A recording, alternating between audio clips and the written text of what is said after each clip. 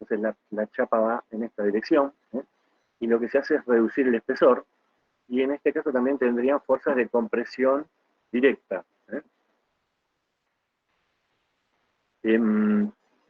Después otro tipo, digamos, un proceso muy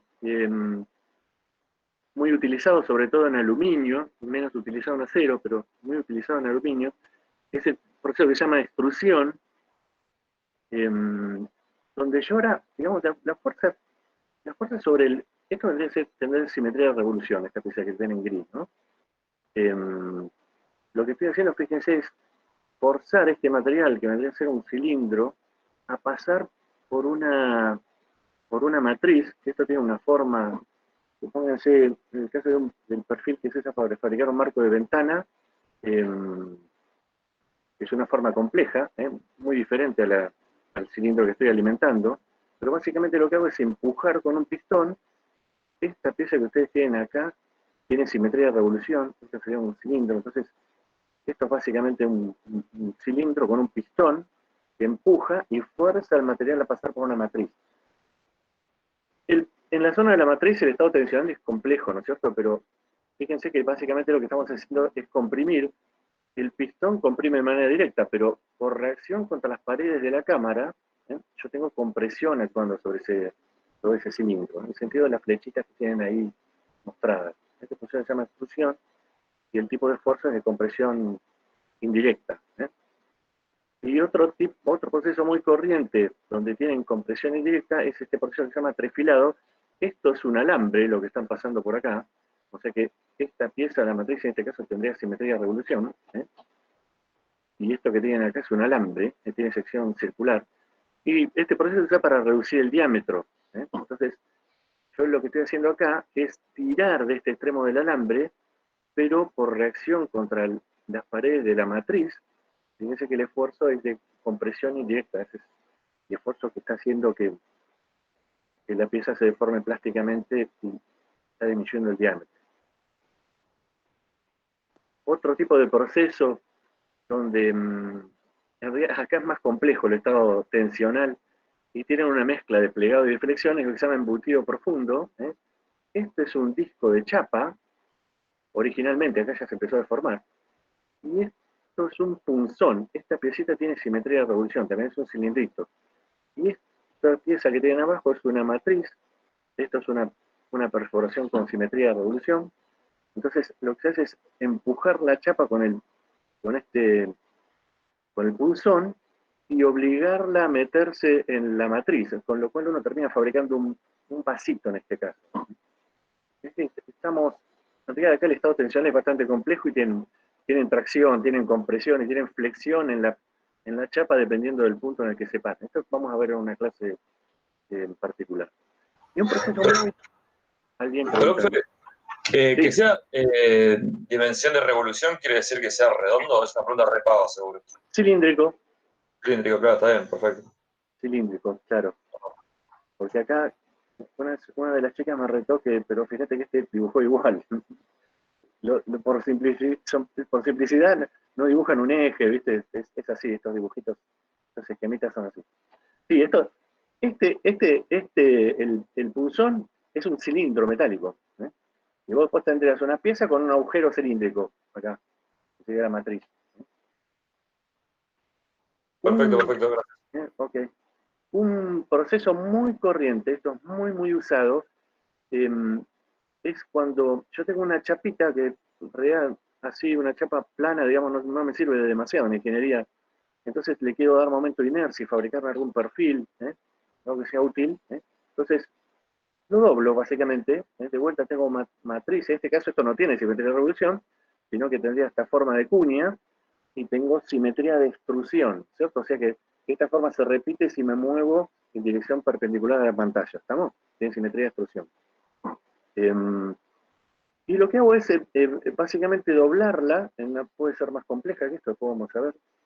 Esto es muy, muy usado, y acá el tipo de esfuerzo que tengo es de flexión. Fíjense que siempre esto es de formación plástica, ¿no? Si yo, o sea, voy a tener siempre una pequeña recuperación elástica que viene a ser un pequeño problemita, que es como un defecto, ¿no es cierto? Que se llama springback. Yo cuando cuando suelto, como tiene una componente elástica la deformación, digamos, la pieza vuelve un poquito a la dimensión original, un poquitito. Pero básicamente son esfuerzos son deformaciones plásticas, si no, digamos, no estaría funcionando acá el tema, ¿no? No podría llegar a construir un perfilito, como en este caso una L. Y en este caso, lo que tengo es esfuerzos de corte. Este tipo de proceso se llama corte con estampa, básicamente. Acá lo que tienen es de vuelta un punzón, como en este caso, con simetría de revolución, pero tiene una arista afilada, y la matriz, que también es un hueco cilíndrico en un bloque, tiene también una arista afilada. Entonces, cuando bajo el punzón y aprieto, la chapa se corta acá. Entonces, por ejemplo, si esto es un punzón cilíndrico y esto es una matriz cilíndrica, lo que voy a hacer acá es obtener un recorte, que es una moneda, básicamente. Y después tienen, digamos, procesos donde este es mucho menos corriente en realidad, ¿no es cierto? Este es más empleado en materiales poliméricos, donde tienen una matriz con una forma que puede ser bastante rara, y lo que se hace es estirar el material sobre esa matriz. Bastante poco usado en metales. Em, bueno, esto vendría a ser un poco una repetición de lo que estuvimos hablando hasta ahora. Em, Tienen acá indicado el tipo de compresión, el tipo de esfuerzo y el nombre del proceso. Esto nos vamos a ir extendiendo sobre cada proceso, así que no tiene mucho más sentido detenernos acá. Una distinción que se hace siempre es entre procesos primarios y procesos secundarios. ¿A qué se llama proceso primario? Uno de la cerera obtiene eh, digamos, formas que se llaman desbastes planos, que esto lo habrán visto en metalurgia, en transformación en metalurgia, no sé cómo se llama porque estoy en la materia, pero estos son básicamente formas que no tienen mucha utilidad, de unas dimensiones bastante importantes, dependiendo de la geometría. Esto tiene distintos nombres: tocho, planchón, esto es como si fuera una chapa gruesa, digamos, y palanquilla cuando tengo una sección más chiquita, cuadrada. Esto es lo que los acereros llaman desbastes planos. Así como están, no me sirven para mucho. Entonces, yo tengo que aplicarle algún proceso que se llaman procesos primarios, que son los primeros que se aplican sobre este tipo de desbastes planos para obtener formas útiles. ¿Qué son las formas útiles? Un perfil para fabricar una estructura, un riel de ferrocarril. Acá les puse una fotito, para los que no se acuerdan qué es esto del elemento de mecánica del sólido. Fíjense que esto sí no me sirve para nada. ¿Por qué me fabrico yo esto? Porque tengo un momento de inercia y tengo menos peso, ¿no es cierto? Entonces me fabrico este tipo de formas. Esto lo voy a obtener por laminación, por ejemplo, que no parezca.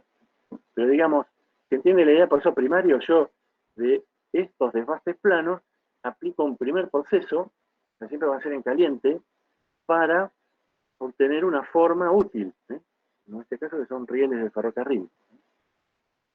Entonces, por eso ven que se dice, estos procesos primarios son procesos de transformación, se dice también, y se realizan. Yo ahí puse lingote, y alguna vez me retaron, porque hoy en día por ahí uno tendría que decir, casi siempre en acero sería colada continua, pero no deja de ser una estructura de solidificación. Entonces la idea es la misma, ¿no es cierto? Entonces, aplicando estos procesos primarios a un lingote, yo voy a obtener formas simples. ¿Por qué se dice medidas estándar? Porque todo este tipo de cosas, los perfiles, esto puede ser una T, una L, o en este caso un perfil doble T a la ancha, estos siempre responden a normas, ¿no es cierto? Tienen una forma estándar, igual que los rieles. De el planchón, yo voy a obtener, digamos, voy a ir reduciendo el espesor, laminando, y entonces voy a tener planchas, chapas. A ver, chapas vienen a ser un planchón de mayor ancho y menor espesor, ¿no es cierto? Y barras, alambres y todo tipo de cositas que usan en la industria. Eso lo obtengo por laminación o por extrusión o por perfilar. Estos serían los procesos primarios, estos que ejemplificamos acá, y después ¿A qué llamamos procesos secundarios? Son procesos que yo los aplico probablemente a una forma que obtuve de un proceso primario, por ejemplo, una chapa. No sé que yo tengo una chapa que no me sirve demasiado y me quiero fabricar un vasito, entonces esa chapa que la obtuve en proceso de laminación, proceso primario, le aplico un proceso secundario, que es en este caso el embutido, y obtengo la piecita de, digamos, una piecita con las dimensiones finales. Entonces, eh, después vamos a ver en detalle, pero esos procesos son el corte con estampos, cizallamiento, el embutido, doblado, estirado, todos los que empezamos a hablar en la primera transparencia, después vamos a ver más en detalle. Y la forja es un proceso que lo vamos a ver un poco más en detalle hoy, y que vamos a tratar hoy. Puede ser un proceso primario o secundario, porque, digamos, depende de en qué pieza, cómo se ejecute, uno lo puede interpretar como un proceso primario o secundario. Por ejemplo, yo estoy queriendo fabricar el eje de una turbina a vapor, que va a ser un cilindro de un diámetro enorme, lo más probable es que parta de algún lingote y lo forje en caliente para obtener una forma cilíndrica, pero después le voy a tener que aplicar un proceso secundario para llevarlo, digamos, para quitarle los defectos geométricos y llevarlo a tolerancia dimensional y darle la rugosidad superficial eh, que necesitan el diseño, ¿no es cierto?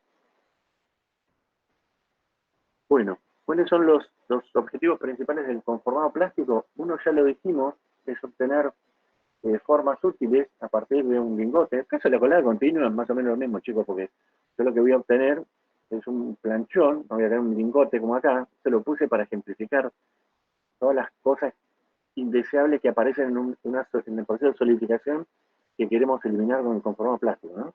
Pero de colada continua también voy a obtener una estructura de solidificación. Entonces, esto no me sirve básicamente para nada, entonces le tengo que aplicar algún proceso conformado plástico para empezar a acercar una forma útil. Entonces, ese es el primer objetivo. Y el otro, muy importante también, es controlar las propiedades mecánicas. Por eso les pongo este dibujito que es muy alevoso, digamos, porque es una colección de todos los efectos que no pueden aparecer. Pero si recuerdan de transformaciones metalúrgicas, cuando, digamos, si yo tengo acá un molde, y estas son las paredes, cuando yo le vuelco líquido a esto y empiezo a solidificar a partir de las paredes, yo lo que voy a tener es un grano fino contra la pared, porque se fría rápido, después una solidificación orientada acá, ¿no es cierto? Después al en medio granos equaxiales, después tengo grano fino, grano columnar, grano más chicos equiaxiales, tengo poros, tengo derrochupe, tengo un montón de cosas que me reducen la tenacidad, la ductilidad, entonces yo no los quiero en la pieza final. Entonces, un objetivo muy, muy importante de estos procesos de conformado plástico es romper esa estructura del lingote y tener algo más parecido a esto, ¿no es cierto?, en toda la pieza. ¿eh? Romper esta estructura que es súper anisotrópica, que está llena, por ejemplo, de poritos que son huecos, ¿cierto? Yo les puse acá un ejemplo que es muy alevoso también, para que ustedes vean digamos, por qué, por ejemplo, recurro tanto a la forja cuando son piezas de compromiso. Este perfilito que ven acá, este es un ala de una turbina de vapor, ¿cierto? ¿Ves que tiene ahí un huequito? Cuando lo mirás al microscopio, eso es un defecto de llenado del molde. Estos álabes se fabrican siempre eh, por forjado, ¿no es cierto? Deformando plásticamente para obtener la estructura que yo quiero, con la tenacidad y la resistencia que yo quiero.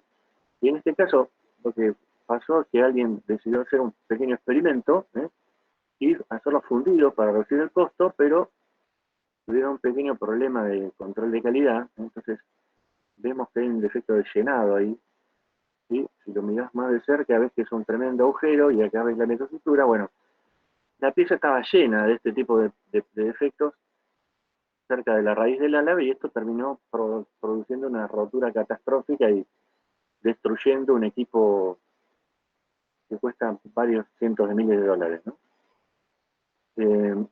Y mirás un poco las propiedades mecánicas de ese material, fíjense, estas son probetitas de tracción, ¿ven?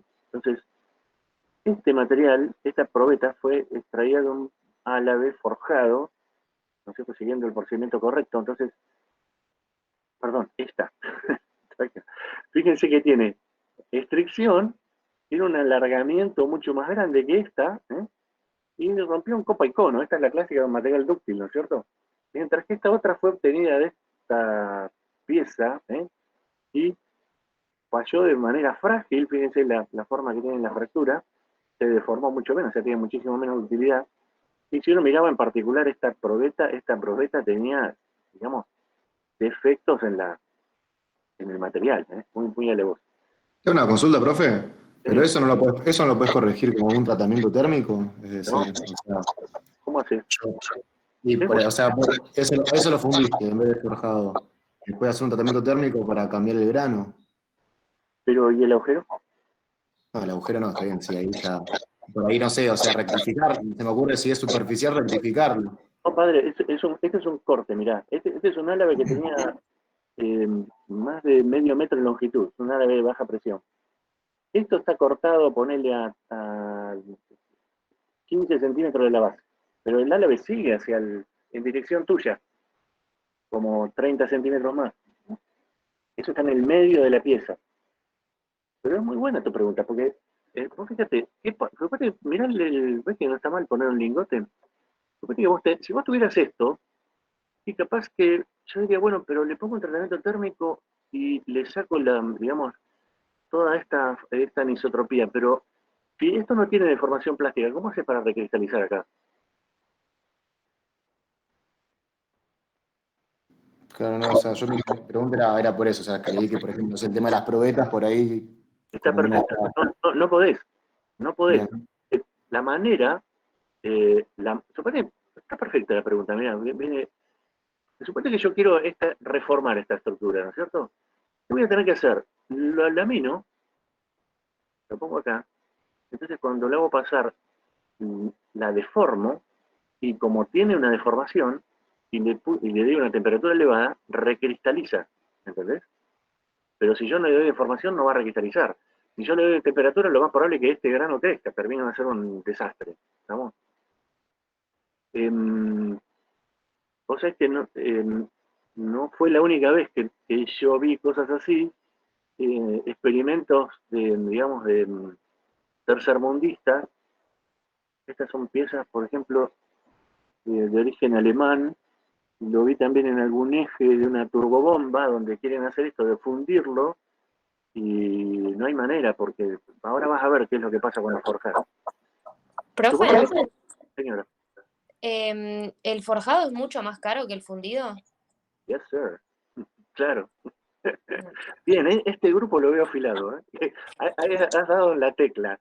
Precisamente, claro, si vos mirás, vos escuchás hablar a alguien fanático de los motores, por ejemplo, ¿no? Ay, perdón, eh, vos agarrás un pistón de aluminio, el aluminio es tremendo cómo genera poros cuando lo fundís, ¿no? Entonces, en un motor corriente, los pistones son probablemente fundidos. Entonces, cuando escuchás hablar a los chicos y chicas tuercas, dicen, le puse pistones forjados. ¿Qué es lo que pasa con el forjado? Vos agarrás un tochito de aluminio, y lo deformás en caliente, y lo que haces es soldar todos estos defectos, los soldás. Si vos agarrás el mismo volumen de material forjado y fundido en aluminio, la diferencia de peso es significativa, ¿entendés? Porque le aumentás la densidad, porque le eliminás todos esos rechupes y poros, porque los soldás, básicamente, los eliminás. Ahora, ¿qué pasa?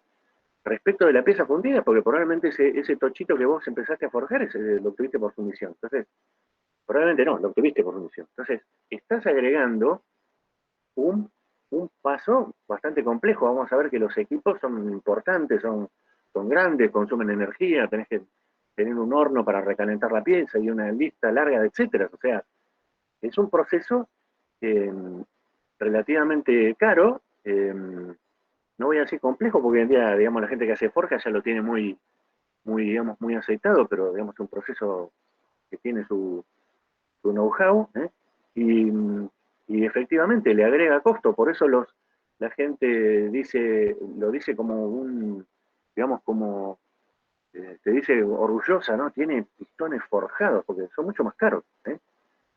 Y vos te pones a mirar, yo hablo de autos, chicos, porque es una cosa corriente y más o menos la gente entiende de uno está hablando. Muchos componentes críticos, por ejemplo, en la parte de la dirección, el sostén de lo que sostiene las ruedas, son piezas forjadas, que son más caras que una pieza fundida, pero si vos no la forjás, no te podés garantizar las propiedades mecánicas que necesitas. Este ejemplo está puesto a propósito, chicos, ¿eh? Si bien es un caso muy burdo, porque esto fue una animalada lo que hicieron acá, ¿eh? Pasa, por ejemplo, a ver, nos pasó también, nos trajeron una vez hablando de aluminio, mira, una rueda de turbocompresor, pero de un compresor grande, que se llaman gasoductos, ¿no? Así que imagínense un compresor que tenía algo así como 30 centímetros de diámetro, una pieza importante. Entonces, con la tecnología de aquella época, ese rotor lo hacían dividido, porque no tenían máquinas para mecanizar el rotor entero. Entonces, la parte de arriba del rotor, que son unos álabes, que son más complejos que esto, porque se retuercen todos, es una geometría más compleja la de un compresor, la parte de arriba era fundida. Entonces, ¿qué pasaba? Se le rompía esa parte por fatiga, ¿eh? Entonces, eh, como pasó acá, digamos, tampoco fue tanta ciencia decirles qué estaba pasando, a veces este análisis falla, de decir, mirá, esta estructura es inadmisible para los soportes que vos tenés. Esto tiene que ser forjado y mecanizado, ¿eh? No te queda otra, ¿eh? A veces no llegás a las propiedades mecánicas si no es por un proceso de forja, ¿eh? Fíjense que por eso les puse acá, ¿ven? Estas son probetas de fractomecánica. ¿Ves en un material forjado? ¿Ves la ductilidad? Estos bordes, esta es una superficie de rotura, ¿no? Esto que ven acá es una entalla. Entonces, esto tenía forma de viguita, se carga acá al medio y se rompe, ¿no?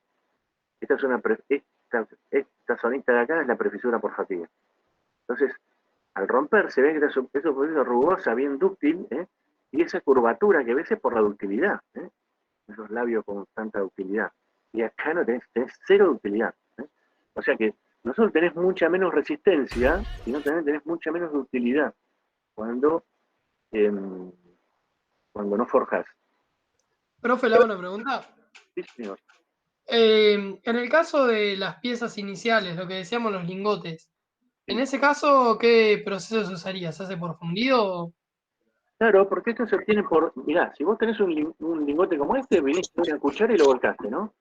En el caso de la colada continua, que usan, por ejemplo, ahora Tekin, estos desbastes planos los obtiene porque se llama colada continua, pero básicamente estás volcando en un molde y lo que se hace es, en vez de tener un molde fijo, digamos, el material viene bajando, pasa por un molde y sigue corriendo como si fuera por una cinta transportadora, por decirlo manipular.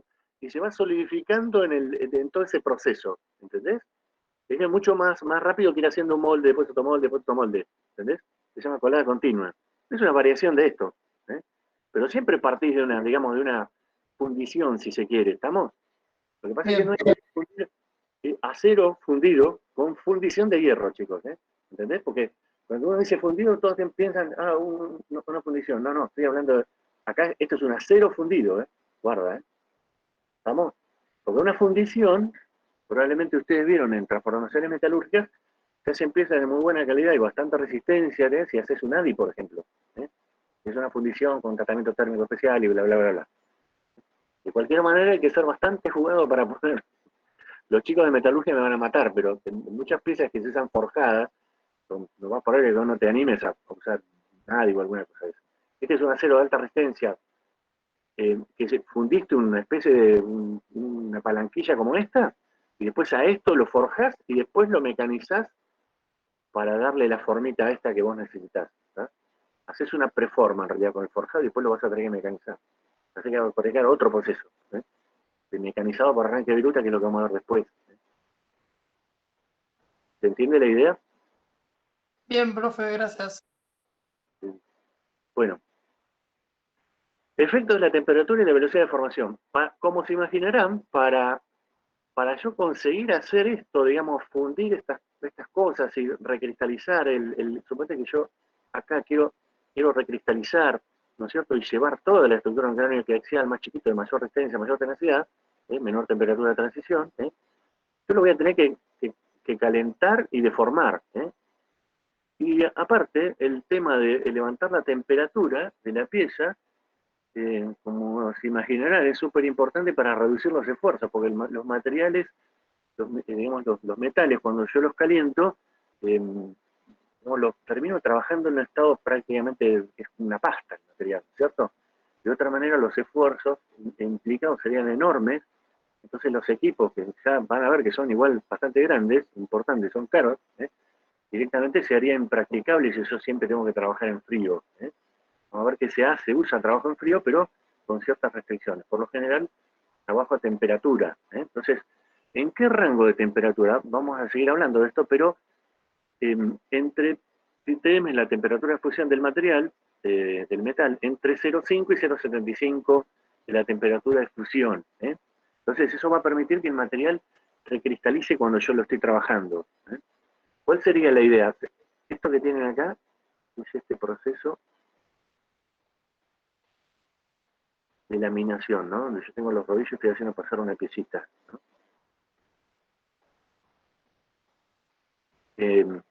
Entonces, fíjense lo que sucede cuando yo trabajo en caliente. Tengo una pieza con este tamaño de grano y cuando la paso por los rodillos, acá lo deformo, ven que acá está esquematizado el grano alargado.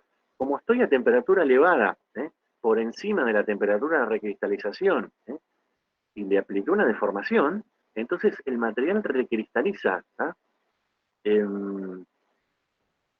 Este proceso lo va haciendo de manera dinámica, o sea que yo lo voy deformando y el tipo no endurece por deformación, entonces me permite trabajarlo con cargas mucho menores. Si no, los cilindros de laminación para este porcentaje de reducción deberían al diablo el tamaño, ¿no es cierto? Fíjense que acá lo que pasa es que como la pieza sigue caliente, de ese grano muy finito, recristalizado, empieza a crecer, esto hay que limitarlo, ¿cierto? Pero la idea básicamente del trabajo en caliente sería eso. ¿A qué le llamamos trabajo en caliente? Bueno, cuando la temperatura del proceso es mayor que la temperatura de recristalización del material. Si yo estoy por debajo de la... ¿Sí? Profe, le hago una pregunta. ¿Cómo es eso de que el grano empieza a crecer? Claro, porque la pieza no se enfría, ¿entendés? No se enfría inmediatamente. En algunos casos vos después acá le pones una lluvia y la enfrías, ¿no? Pero digamos, ni bien salís de la zona de formación, el grano lo tenés chiquitito, pero como la pieza sigue caliente, empieza a crecer. ¿Ah? Porque, ¿te acordás cómo es el proceso? Vos tenés grano deformado, ¿no es cierto? Se recristaliza y tenés grano que es el chiquitito, pero como está a temperatura, el grano crece. Tenés crecimiento de grano. ¿Te acordás de eso? Sí, pero vos ¿no querés que crezca o te da lo mismo? Cuando haces tratamiento termomecánico, acordate, los aceros microaleados o con tratamiento termomecánico, vos la combinación de resistencia y tenacidad la lográs porque es grano finito axial. El grano finito es el único mecanismo que vos tenés que a la vez te mejora la resistencia y la tenacidad. Todos los otros mecanismos que usás te aumentan la resistencia pero te bajan la tenacidad. En los aceros estructurales, los microaliados o aceros con tratamiento termomecánico, que se emplean en aplicaciones de alto compromiso, donde vos necesitas tenacidad, tenés que tener grano finito. Si le haces crecer el grano, lo arruinás. ¿Entendés? ¿Te acordás? Bien, sí, gracias, profe. Lo que pasa es lo siguiente, che, te vas a encontrar muchas situaciones donde esto no es tan crítico, porque en una chapa común y corriente que vas a comprar acá al puerto para hacer alguna estructurita, no son de grano fino, ¿entendés? Entonces, crece un poco. Si crece demasiado, le arruinás tenacidad. Crece un poco. ¿Y si usás algún método para enfriarlo? ¿Para? De enfriamiento. No te explico. ¿Un método para? ¿Algún método de enfriamiento? Sí, en las acereras, vos tenés que sale la chapa del tren de laminación y se le aplica una lluvia de agua para Ah, controlar. bien. ¿Entendés? Sí, directamente, sin demasiada, sin demasiado, sin demasiada ceremonia. Tiran agua directamente. Bueno, ¿qué pasa cuando trabajo en frío? Cuando trabajo en frío, Profe, sí, perdón, ¿te puedo hacer una pregunta? Quizás eso de crecimiento de grano que le baja la tenacidad y eso es la desventaja cuando se fundido, que tenés una temperatura más alta, asumo que en el forjado, y quizá ahí tiene más tiempo para que el grano crezca. eh, sí, es en parte eso. Sí, sí, sí. Pasa esto, ¿no? Tenés una estructura que en realidad no controlas nada. ¿Entendés? Vos tenés esto que es básicamente una porquería, digamos, porque este grano columnar acá, encima esto es súper anisotrópico, ¿no es cierto? Entonces probablemente vos ensayás, ponés una puerta de charpía acá, es un desastre la tenacidad, ¿entendés? Además, cuando lo forjás es como si vos tuvieras toda una estructurita así. Entonces yo le meto una probita de charpí en cualquier orientación y tengo la misma tenacidad. Buena, ¿ves? Eso es súper importante en las piezas forjadas. Vos imaginate que tienen formas complejas, vos, entonces no podés permitirte tener estos planos acá que son... Es el tema del tamaño de grano es uno de los temas, ¿eh? O sea, vos lo que vas a querer es tener un grano fino y una estructura lo más isotrópica y homogénea posible, ¿eh? Sin rechupes y sin poros, nada más. ¿Eh? El caso más alevoso es el aluminio. El aluminio, si no lo forjás, es básicamente un desastre. ¿Se entiende la idea? Sí, perfecto, gracias. Bueno, estos grafiquitos que tienen acá les estaría mostrando lo que pasa cuando yo trabajo en frío, como cuando lo deformo. Eh, si ustedes recuerdan el tema de acritud, o sea, yo deformo en frío y el material se va endureciendo. Se va endureciendo, es lo que queremos esquematizar acá, aumenta la resistencia, pero le baja la ductilidad. Va a llegar un momento que lo voy a romper. Porque cuando la misma parte esto tiene tensiones hacia atrás y hacia adelante, ¿no? Pero, por ejemplo, en el caso del trefilado, sería... Perdón, no los mareo cuando hago esto, ¿no? Cuando hago esto con el televisor, con YouTube, mi mujer me reta porque dice que se marea, porque muevo muy rápido. ¿Ven que acá estoy tirando? Entonces, si yo me paso con la carga y lo hago en frío esto, lo voy a tener cortando, porque si el material se va endureciendo, no tiene utilidad y lo rompo. Esa sería la principal desventaja que tiene la deformación en frío. Entonces, ¿qué tengo que hacer yo? Por ejemplo, le doy una pequeña reducción en frío, pero después le hago un tratamiento de recocido intermedio para llegar a una estructura más o menos como esta. O sea que, ¿qué hago cuando le doy un tratamiento recocido? Le aumento la utilidad y le bajo la resistencia y lo puedo seguir trabajando. ¿Está? Entonces se dice que se trabaja con ciclos de reducción y de recocido. Entonces hay deformación en frío. Bueno, acá les hice un resumencito de las ventajas y desventajas del trabajo en caliente. La más obvia ventaja de trabajar en caliente respecto a trabajar en frío es que digamos, las cargas involucradas son muchísimo menores al subir la temperatura. El material se ablanda básicamente. Después vamos a ver, van a hacer algunas cuentitas con María Emilia, como uno lo ve en la ecuación constitutiva que usa, que tenés un coeficiente de resistencia y un coeficiente de endurecimiento, ¿eh?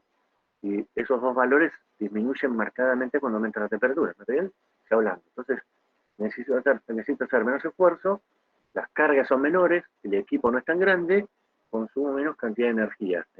En el trabajado, yo puedo hacer una mayor cantidad de deformación sin romper. Imagínense una cosa, cuando hacen em, eh, en, en, en una pieza que la deforman hasta el límite elástico, la deformación es el 2%, ¿no? Eh, en los procesos de deformación en caliente, las deformaciones son del orden de 2, 4, es imposible hacer en frío. O sea, uno puede deformar muchísimo más porque el material es básicamente una pasta. Bueno, esto ya lo hablamos, lo que se hace es eliminar la estructura de solidificación o estructura de lingote, entonces mejora la ductilidad y mejora la tenacidad. Las dos cosas son súper importantes en las piezas de compromiso. El tema de la tenacidad es súper importante, porque cuando las piezas forjadas suelen estar sometidas a carga de impacto, entonces esto es súper importante, no solo la ductilidad. Por eso les mostré el ejemplo ese del álave. Se eliminan los poros y los rechupes, porque sencillamente están en caliente y yo los estoy apretando, los estoy fundiendo, básicamente los estoy eliminando porque aprieto en caliente. Bueno, una cosa que van a ver en laminación, no tanto en forja, en laminación, que de cualquier manera yo voy trabajando en paso, ¿no es cierto? ¿No? Cuando voy a reducir el espesor,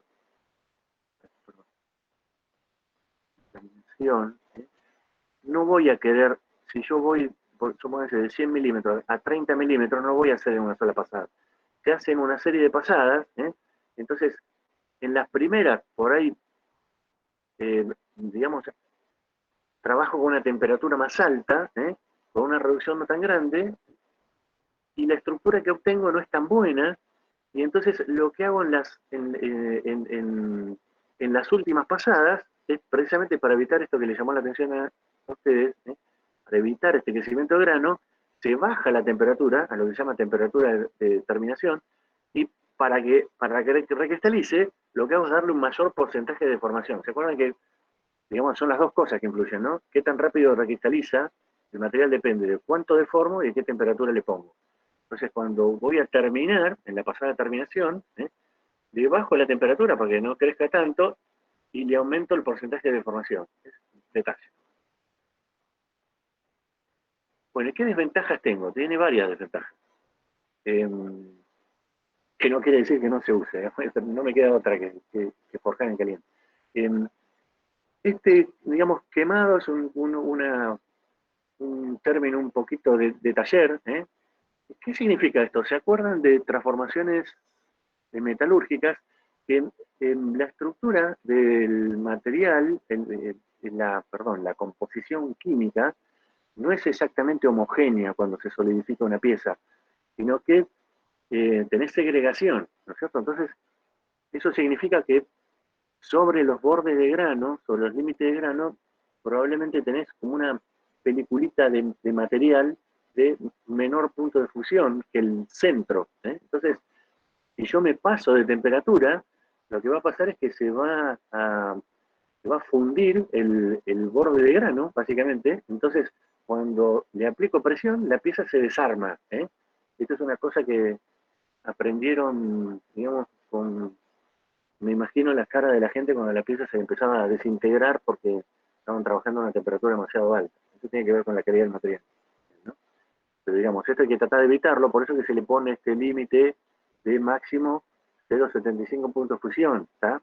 En algún material puede ser menor, esto puede estar en 0,6, ponele, para que no se me rompa.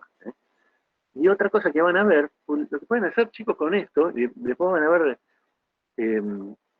los esquemitas que les pongo, para que les quede claro el tamaño de las piezas. No me crean a mí, porque por ahí si uno no está acostumbrado a verlas, este tipo está loco lo que está hablando.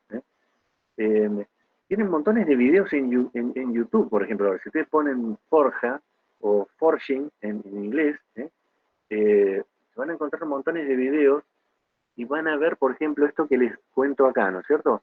Como yo estoy a temperatura alta, un problema que tienen todos los procesos que trabajan a alta temperatura es que el material se oxida. ¿Qué significa que se oxida? Se me hace una capita de óxido, ¿no es cierto? Es un material más duro que el material metálico, la pieza que estoy deformando, y cuando le aplico carga, eso se rompe y se cae, ¿no es cierto? Entonces, ustedes van a ver la pieza en un color naranja, que está a muy alta temperatura, y se ve como manchada. Ese es el óxido superficial que está formando, y cuando le aplican carga van a ver que se caen cosas. Eso es la capa de óxido que es más frágil y se está resquebrajando y se cae. Eso implica que estás perdiendo material, ¿no es cierto?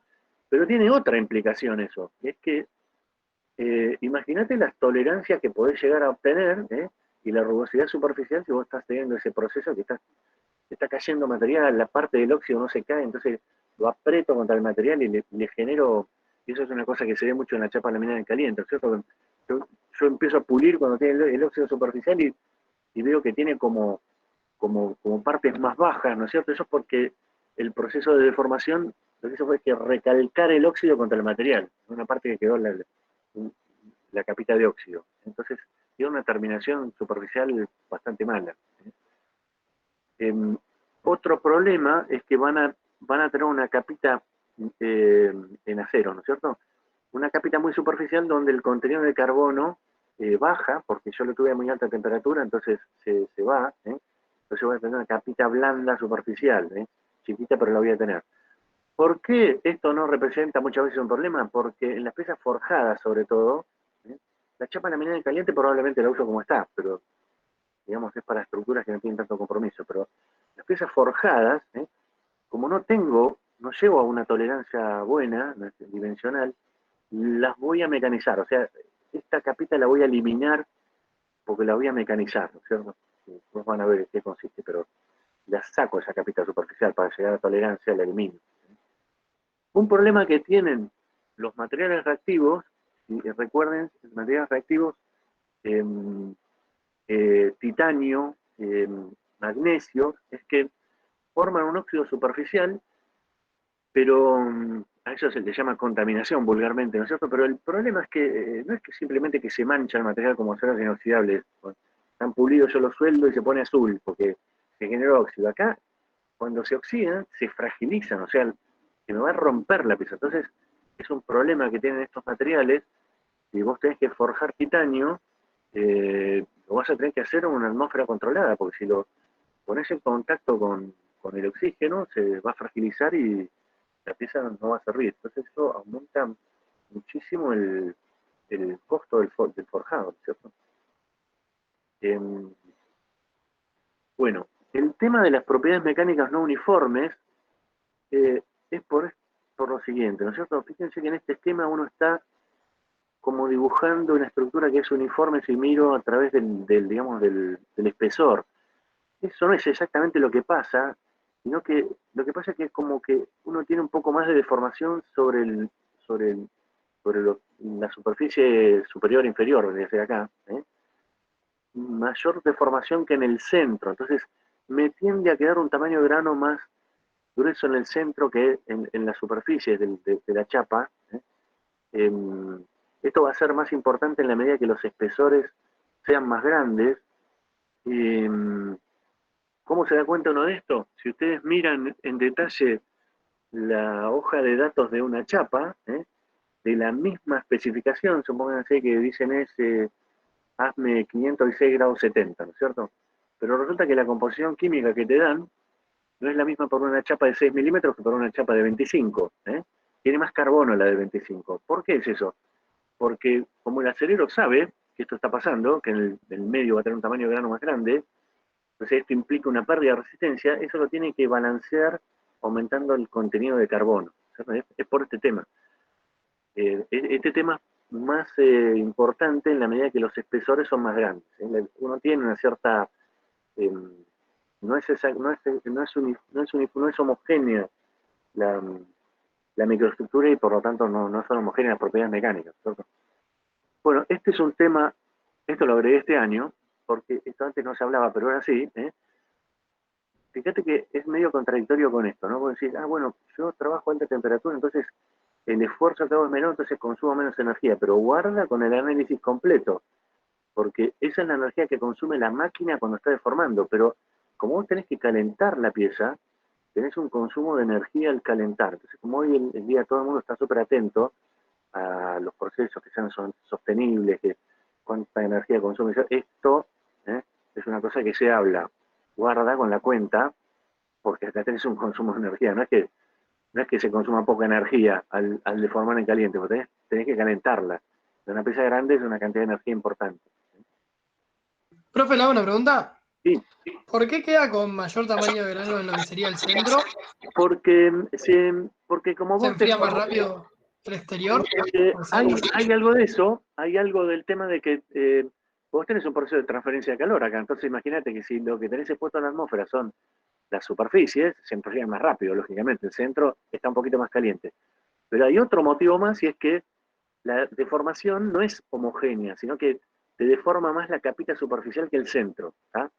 Eso es súper alevoso, vas en forja, por ejemplo, cuando se hace con martinete, cuando se golpea, y vos te pasás de rosca con eso, que le das, digamos, relativamente a ver, le das mucha velocidad, ¿entendés? Y muchos golpes por minuto, y deformás poco, lo vas recalcando el material, lo deformás de manera muy inhomogénea, ¿entendés? ¿Se entiende eso? ¿No? Bien, No bien. es la misma entonces, ¿qué pasa? La recristalización, vos fíjate, este esquema es muy bobo, ¿no? Porque como está todo igual, el granito te quedó todo igual. Esa es teoría. Si la chapa es finita, es bastante aproximado, porque aparte no tenés ese problema de temperatura, ¿cierto? Como es finita, se enfría rápido, vos podés decir que la temperatura es homogénea. Pero si vos haces un análisis térmico de esto, imagínate, esto viene con una temperatura, deformé, acá tengo atmósfera, y esto tiene un H de coeficiente de transferencia, y vos haces una cuenta y vas a ver que el centro, si la chapa es gruesa, te va a enfriar, digamos, vas a estar siempre a una temperatura mayor que la periferia. ¿Eh? Igual que en cualquier tratamiento térmico, en realidad. ¿Tá? A medida que vos aumentás el espesor, se te complica más obtener propiedades mecánicas uniformes. Por eso vas a ver que no cualquiera te fabrica una chapa de acero microaliado o de grano fino en espesor relativamente grande. ¿Entendés? Una cosa es hacer un microaliado en 6, 10 milímetros, y otra cosa es hacerlo en una pulgada. Se complica, ¿eh? Se complica. Hay que tenerla muy clara cómo ir haciendo los pasos de formación, cómo controlar el proceso de laminación. ¿Se entiende la idea? Bien, profe, gracias. Este es un poco llamativo, ¿no es cierto? Cuando vos ves un tren de laminación, son equipos impresionantes, aparte tenés calor, ruido, es una cosa medio bestial, medio bizarra, ¿no es cierto? Pero resulta ser que tiene muchísimo trabajo de control, no es que vos estás haciendo las cosas a lo bruto y así nomás. Y eso fue siendo cada vez más, digamos, más importante el tema de cómo se controla, porque no podrías obtener las calidades de los materiales que se hacen hoy en día con las propiedades mecánicas que tienen si no tenés control en el proceso. Parece una bestialidad, pero está muy controlado. Bueno, ¿qué pasa con el trabajo en frío? Vos lo haces a una temperatura menor a la recristalización, entonces lo que va a pasar es que se va a ir endureciendo. Entonces, ¿cuánto vas a poder deformar entre pasos de laminación, por ejemplo? Porque tenés, digamos, esto va a ser lo que vas a tener en un tren de laminación es una serie de rodillos, otro rodillo, y vas a ir reduciendo el espesor, por ejemplo.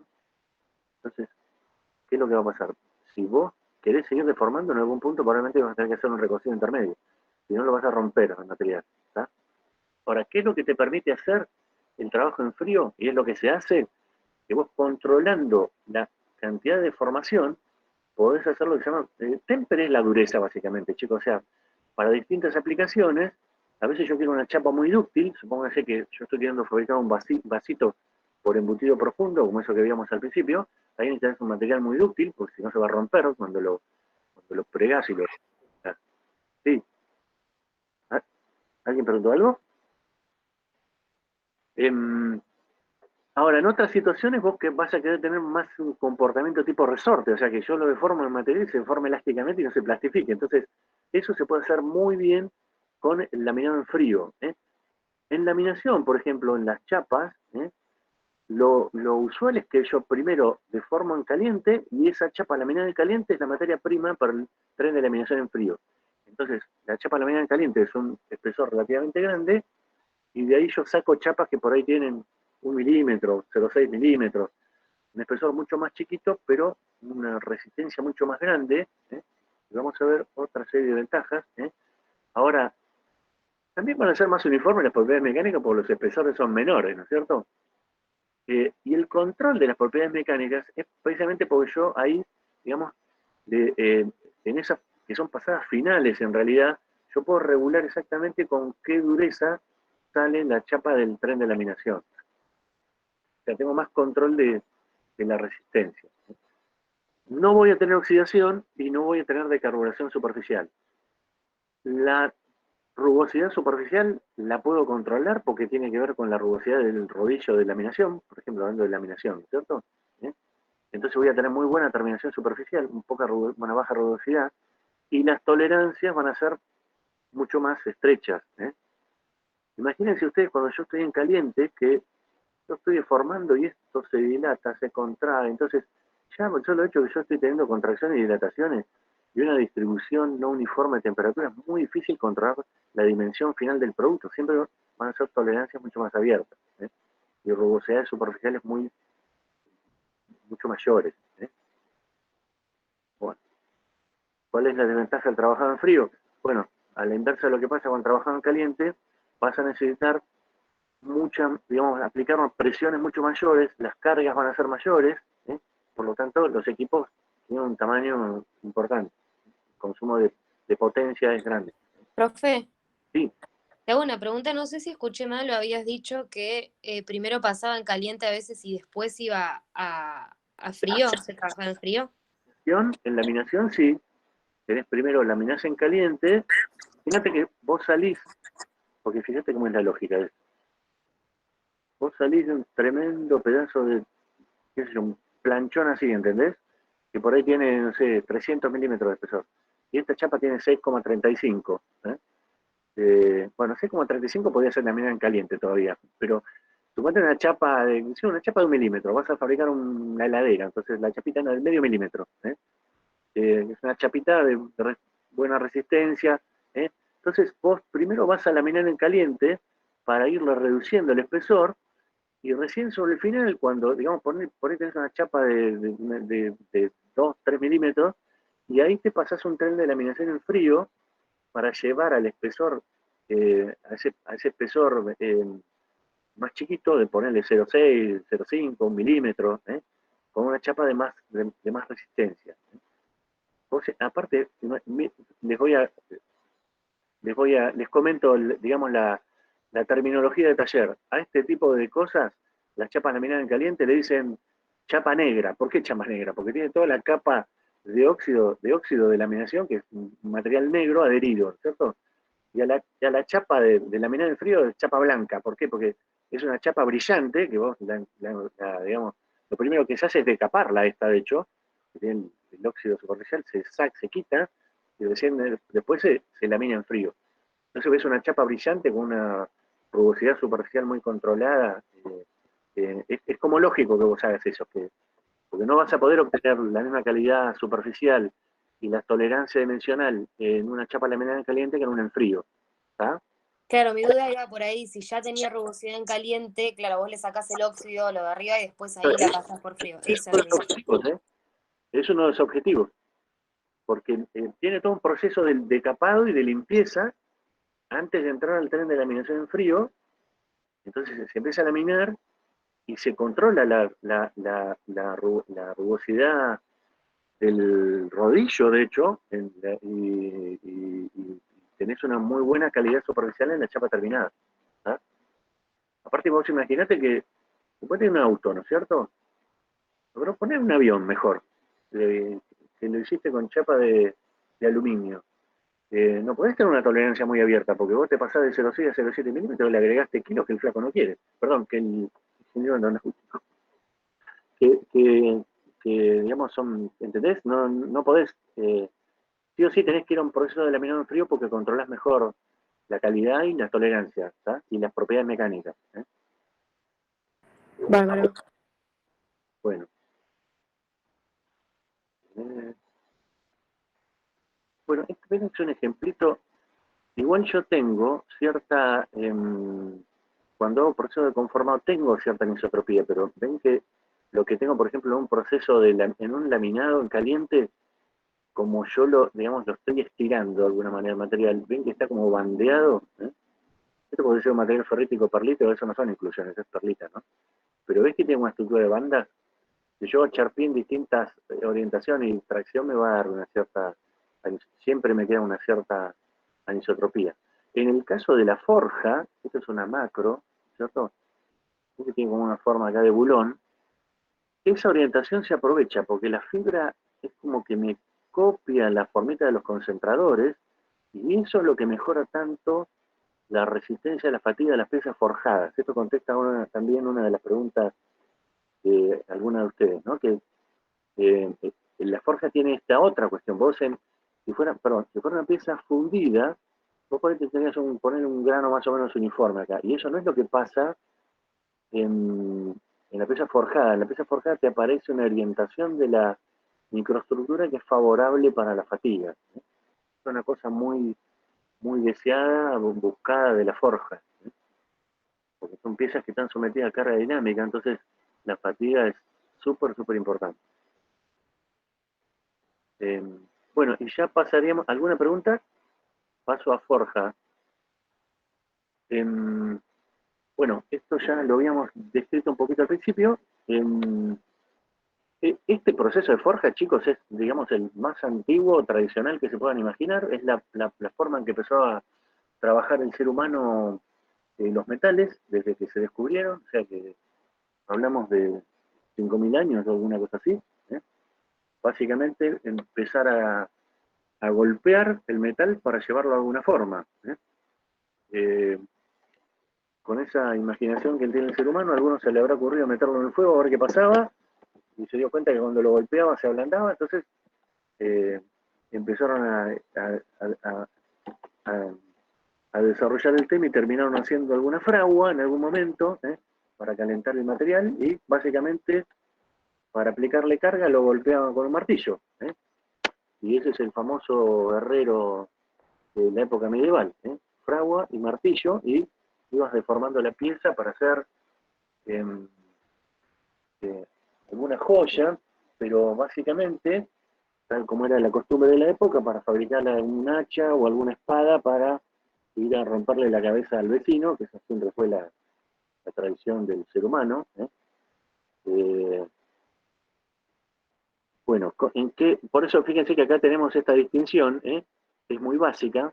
Hoy en día nosotros usamos prensas para deformar lentamente el material, pero también se deforma por golpe, ¿no es cierto? Digamos, cuando uno deforma por golpe con martinetes, está básicamente reproduciendo con una máquina lo que se hace desde siempre con un martillo y una fragua. Fíjense este esquemita del proceso.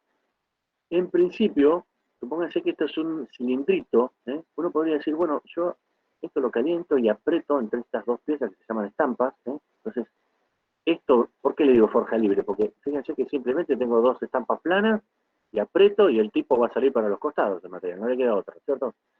En principio uno diría, bueno, ¿qué tensión tengo acá? Si esta es P, esta tiene un área A, la tensión es P sobre A, ¿está? O sea que tengo una tensión, una deformación uniforme. Entonces las cosas discurrirían en este sentido, el cilindro simplemente reduciría la altura y aumentaría el diámetro, pero ahí viene la naturaleza a meter la fricción, entonces resulta que la pieza se tiende a trabar contra la estampa, porque aparece fricción, eso imaginamos. Entonces, la fricción lo que hace es que el estado de deformación ahora va a ser no uniforme, porque el material está como trabadito contra la superficie, y no es lo mismo que pasa en el medio, ¿no es cierto? Entonces, fíjense, se paran ustedes en el borde de la pieza, acá estaría más libre de moverse en dirección radial, y acá está frenado. Entonces aparece este fenómeno de abarrilado. Esa sería digamos, la consecuencia geométrica, que se abarrila.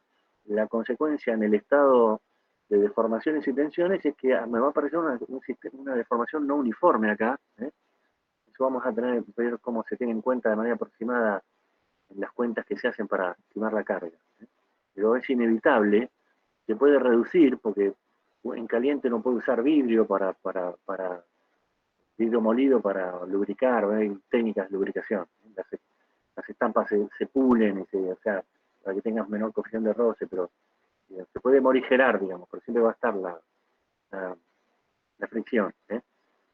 De hecho, uno la fricción la termina usando, van a ver, a su favor, porque si uno, por ejemplo, va a deformar una pieza, ven que tiene esta dimensión más grande que esta, ¿cierto? Esta es larga, con un espesor, digamos, con este largo, perdón, con este ancho, vamos a decir de una manera, llamemos profundidad, ancho y una longitud. Este ancho es menor que esta longitud, entonces en esta dirección vos tenés mucho más fuerza de roce. Entonces, ¿qué es lo que pasa? Que tiene una dirección preferente de deformación, ¿está? Yo lo aprieto y lo que hace es aumentar esta dimensión, pero esta otra dimensión permanece prácticamente idéntica. Fíjense que eso es exactamente lo que pasa en el laminado. En el laminado, cuando uno pasa las cosas entre rodillos, yo no voy a querer que esta pieza aumente el ancho. Yo quiero que permanezca el mismo ancho de chapa y se estire y baje el espesor. ¿Está? Bueno, ahí estoy usando la fricción en realidad a mi favor. Porque el tipo que hace la forja lo emplea. Vamos a ver. Esta sería esquematizada las distintas formas de operar forja, ¿no es cierto? Fíjense que lo que yo estoy haciendo en este proceso de rebordeado es cuando aprieto acá, reduzco el espesor y estoy llevando material hacia una cavidad. Ahora van a entender en la filmina siguiente por qué hacemos esto, ¿no? Pero es que yo estoy llevando hacia una zona. En este caso, cuando yo aprieto acá, estoy apartando material. En este caso, supónganse que esto es una barrita, yo lo que quiero es aumentar la longitud. Entonces voy, aprieto, después me corro para allá, vuelvo a apretar y voy estirando la barra esa, haciendo sucesivos pasos de forja. O sea, Profe, ¿por qué en el rebordeado no, para la izquierda no se expandiría el material? para la izquierda, lo que está haciendo es todo lo que vos, digamos, el material que apretaste acá, se puede llenar la cavidad. Es esquemático, ¿no? No, pero ¿por qué para el otro lado no se expandiría?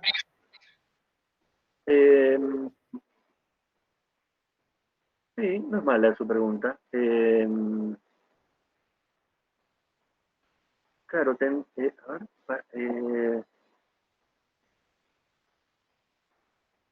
sí, no es mala, es como que habría que dibujarlo. Claro, está muy esquemático esto. Sí, sí, está muy esquemático. No hacemos nada que nada por si hay algún mecanismo, algo para evitar que se expanda. No, está muy esquemático, pero está muy buena la pregunta, sí, porque en realidad no tenés, vos fíjate que si yo me paro en el medio, veo la misma cantidad de fricción para un lado que para el otro, o sea que es perfectamente razonable. Es muy esquemático esto, che. Es para explicar es para explicar este tipo de cosas.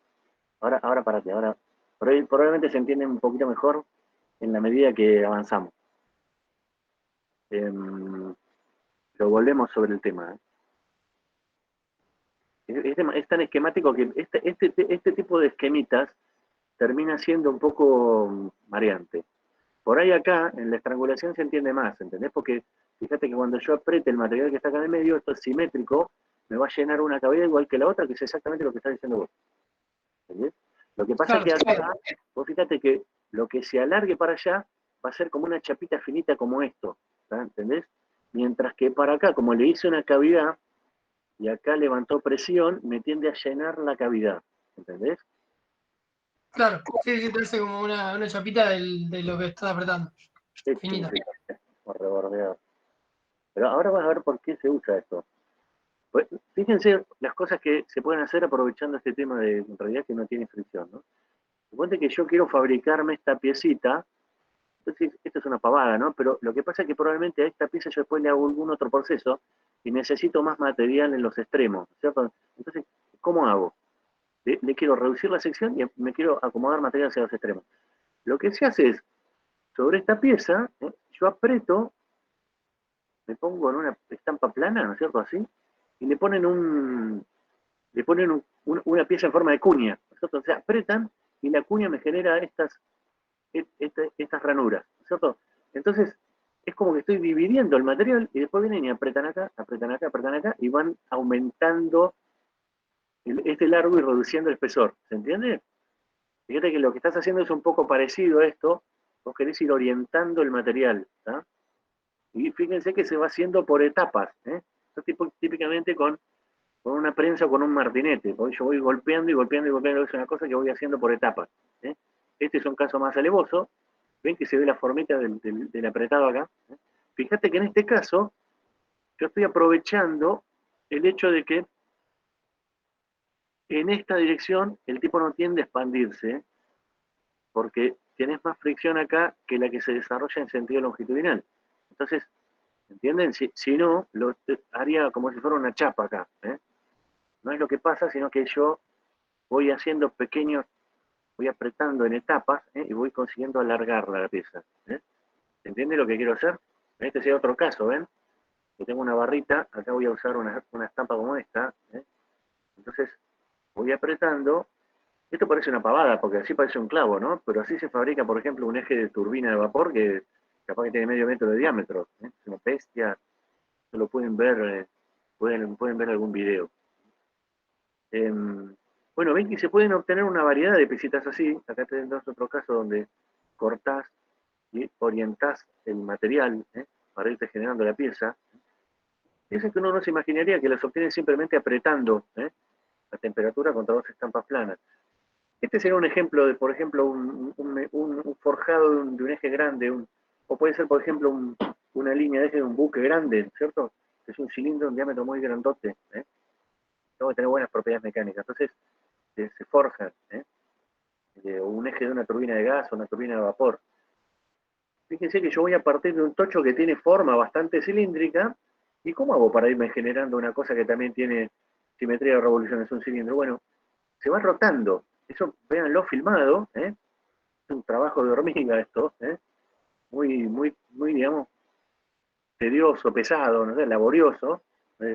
Se aprieta, lo voy como facetando, ¿no? Se aprieta, lo giro unos grados, vuelvo a apretar, lo giro unos grados, vuelvo a apretar y así. Y lo van a ver cuando lo forjan en caliente, que se ve el material naranja y se ve con alguna diferencia de color, y cuando aprieto caen los pedazos de óxido. No es una cosa teórica, no queda otra manera que para fabricarlo que trabajar de esta manera.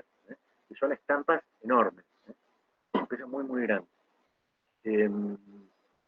Lógicamente me va a quedar una terminación superficial. Imagínense que va a quedar con un polígono esto. Uno lo ve más o menos cilíndrico, pero está todo facetado. Entonces eso después se somete a otro proceso secundario que se llama desmecanizado por arranque de bruto. Bueno, esta sería lo que se llama forja libre. Fíjense que yo estoy apretando entre dos estampas simples. Se llama forja libre. ¿Sí? ¿Por qué dice piezas únicas? Porque yo acá en estampa no invertí nada, porque son básicamente dos piezas planas. Suponete que tengo que hacer una turbina de vapor determinada, no sé qué es enorme, y capaz que de ese modelo de turbina tengo que hacer 5. ¿Estamos? Son poca cantidad. Ahora, después tenés otra variación, otra variante de este proceso que se llama forja en matriz cerrada, donde yo lo que tengo es que las estampas ahora son más complejas. Fíjate que tienen en bajo relieve, cada estampa tiene la mitad de la pieza. Entonces, cuando yo aprieto, lo que voy a querer hacer es que el material, está en caliente siempre, casi siempre, se va deformando y va llenando toda la cavidad y voy a terminar obteniendo la piecita por el llenado de la cavidad. Un detalle que tiene esto, que alguna gente dice, bueno, entonces no es matriz cerrada, porque en realidad se le deja una pequeña luz para que se genere esto que se llama rebaba. ¿Por qué es esto? Porque lo más probable es que yo no pueda calcular exactamente la cantidad de material para que se produzca todo el llenado. Imagínense una pieza de forma intrincada, probablemente el material no va a llenar toda la cavidad y entonces me va a quedar con un defecto. Entonces, se le deja un exceso de material y ese exceso de material escapa por la rebaba. Es un poquito más complicada la explicación, porque uno lo podría pensar como un problema de fluido. Fíjense que yo al generarme la rebaba esta, lo que sucede es que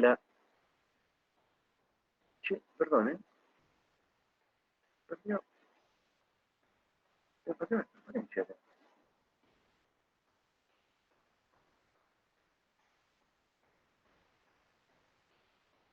Perdón. Ah, no, ahí está. No, perdón. Después vamos a ver la justificación de por qué aumenta tanto la presión acá, pero cuando yo formo este canal, es cada vez más difícil de deformar esto y se levanta presión acá. Entonces, esto me actúa como una especie de válvula.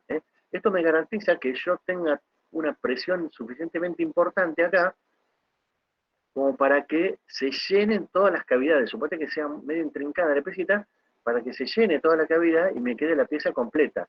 Si el material escapara, suponete que fuese como un líquido poco viscoso y yo tengo un canal acá donde no levanta mucha presión, se me va a ir, ¿no es cierto?, el material rápidamente y no me alcanza a llenar la pieza. ¿Se entiende esa idea?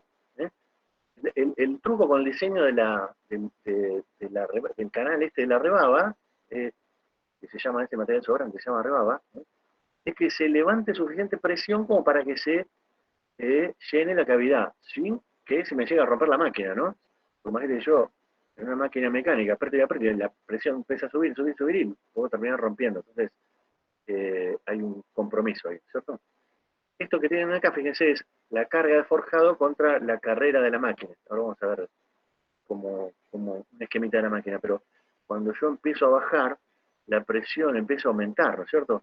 Cuando se forma la rebaba, la presión empieza a aumentar rápidamente, ¿no? Entonces, tengo que tener cuidado que esta presión no sea, la carga no sea tan importante como para romper la máquina, ¿no?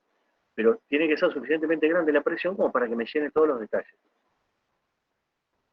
Bueno, fíjense cómo funciona. Esto también pueden ver un videito para cuando se trabaja en caliente, ¿no es cierto? Con estas estampas, la habilidad que requiere no es para chicos y chicas delicados esto, ¿no? Porque imagínense que la pieza está a 600, 700 grados y yo tengo acá un martinete que baja y golpea con muchas toneladas de carga.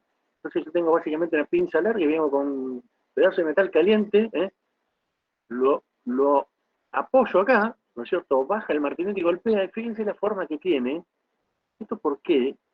Tiene como 3 etapas, ¿ven? Entonces, para obtener una pieza de forma compleja, como esta, que estas son 2 bielas de, de un motor de combustión interna, que tiene una formita bastante compleja, fíjense que parto de una forma muy, muy sencilla, que es básicamente parece digamos, una barra de sección cuadrada, ¿no?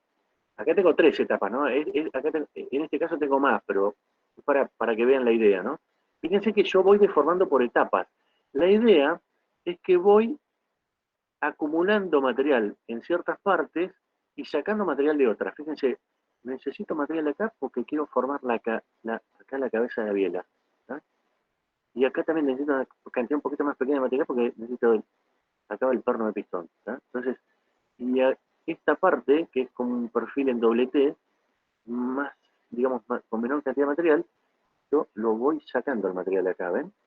Entonces, si yo lo quiero hacer a una sola etapa, la pieza probablemente se va a romper, va a fallar. Entonces, se aplican muchos, digamos, procesos de formación sucesivos para ir llevándolo a la forma. Fíjense que en este caso ya empiezo a tener la forma más definida y rebaba, ¿ven?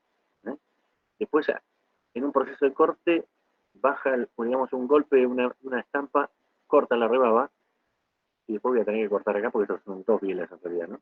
Ven, acá tengo la rebaba separada. Esta estampa tiene 3 etapas nomás, pero es para que vean, digamos, un esquema. Fíjense que tiene una parte para hacer un proceso donde empiezo a llevar material, ¿no es cierto?, hacia los extremos.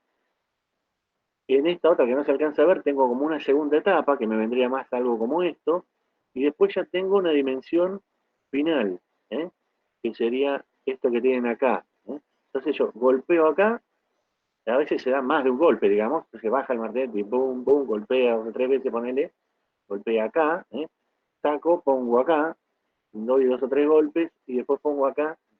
No es un proceso muy delicado, pero bueno, así se obtienen por forja. ¿Por qué se forjan las bielas? Por lo mismo que yo les decía de los pistones de aluminio, porque en este tipo de piezas, imagínense que el motor está yendo a 5.000 revoluciones por minuto, esto está haciendo 5.000 ciclos de carga, ¿me entendés? Por minutos o algo así. Entonces, tienen cargas de fatiga muy importantes, entonces se forjan para obtener las propiedades mecánicas que requiere el diseñador, ¿cierto? Es un típico componente forjado, por eso lo estamos mostrando acá. Otros, fíjense, esta sería una llave de boca, esto para apretar tuerquitas. Ven cómo voy de una forma más elemental, voy aplicando distintos pasos. Esto, si lo miro más en detalle, acá tiene grabadas hasta unas letritas, y dice, por ejemplo, cromo vanadio, Baco y bla, bla, bla. Bueno, a esta formita llegan por una serie de pasos de forja. Esto es un cigüeñal de un motor de combustión interna. Esto es acá voy a tener agarrada la rueda de un auto, de una camioneta, de un camión, así que imagínense los requisitos de resistencia y tenacidad que tiene esta piecita. Bueno, esto es forjado. Acá ven también dos bielas. Esto yo supongo que son crucetas. otra pieza que tiene muchos requisitos mecánicos. Son piecitas forjadas, variedad de formas. Digamos, la idea fundamental siempre acá es que los requisitos de propiedades mecánicas son muy importantes. Bueno, y los tipos de máquinas.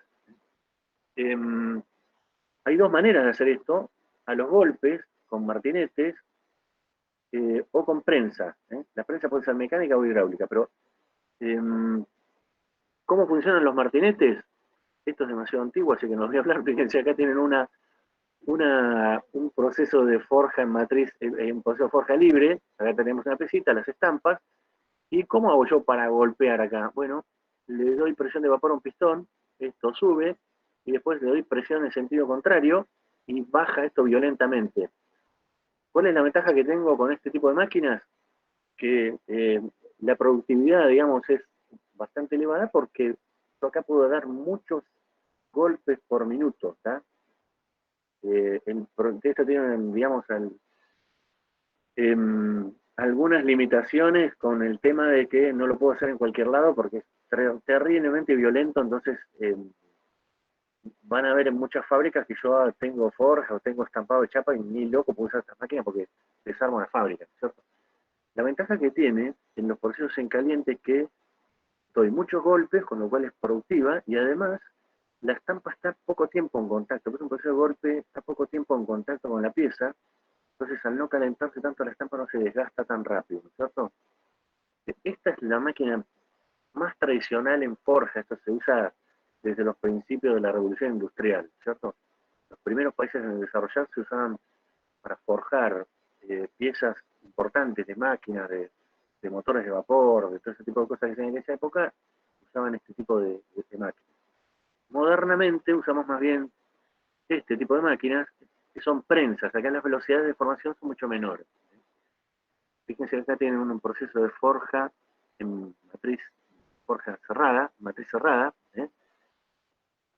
A ver, porque siempre me dicen que no entienden que es un mecanismo de biela-manivela. Lo que yo estoy haciendo acá, fíjense que tengo que hacer que la estampa baje y suba, ¿no es cierto? Entonces, para que la estampa esa baje y suba, yo tengo esta manivela, que en realidad tiene como una forma de leva, que esta pieza rota. Entonces lo que hace es mover este punto en una circunferencia, ¿está? Entonces, esta parte está restringida a moverse en la dirección vertical nomás, ¿no? Entonces, al girar esto, hace que la estampa baje. ¿Ven? Que acá lo tengo en el punto muerto superior y acá en el punto muerto inferior. Cuando este punto vino a parar acá, la estampa bajó, ¿estamos? Lo tiene un poquito más en detalle acá, ¿ven? Sería, esto es lo que se llama manivela y esto es lo que se llama biela. Entonces, en un determinado instante, vos tenés este centro acá gira, ¿no es cierto? Entonces, cuando está en esta posición, con la manivela y la biela en la posición indicada con línea rayada, la estampa está en esta posición. Fíjense que esta pieza está restringida a moverse en dirección vertical. Está simplificado esto, ¿no? Yo tendría que tener una guía. Entonces, cuando pasa un instante de tiempo, la manivela pasó a estar acá, la biela que estaba acá en la posición de trazos ahora está acá, y este punto bajó de acá a acá. Entonces, estoy imprimiendo un movimiento alternativo acá, subiendo y bajando, ¿cierto? ¿Qué es lo que pasa con las prensas mecánicas? Esto es un esquemita bobo, ¿no? Las prensas grandes, lo que se van a encontrar es que el mecanismo es bastante complejo porque no es fácil aplicar con esto cargas tan grandes.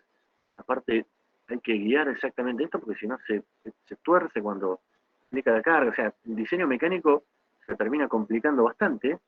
Y una característica que tiene este tipo de mecanismo de la manivela, que la fuerza que aplico no es constante. De hecho, por eso está esquematizada esta posición. Fíjense que está unos grados antes del punto muerto inferior, ahí es donde tiene la carga máxima. Entonces, yo le estoy aplicando a la pieza una carga variable, y no tengo control de eso. Eso lo da la geometría de la máquina. Además, en la medida que yo quiero aumentar la carrera, supóngase que yo tengo una pieza muy profunda. Esta pieza es muy planita, pero supone que yo tengo una pieza muy profunda. Y la carrera de la máquina empieza a tener que ser muy grande, y eso empieza a hacer que la vida de la prensa mecánica se complique. Es bastante complejo el mecanismo, se pone cara la máquina. Entonces esa es una limitación que tiene.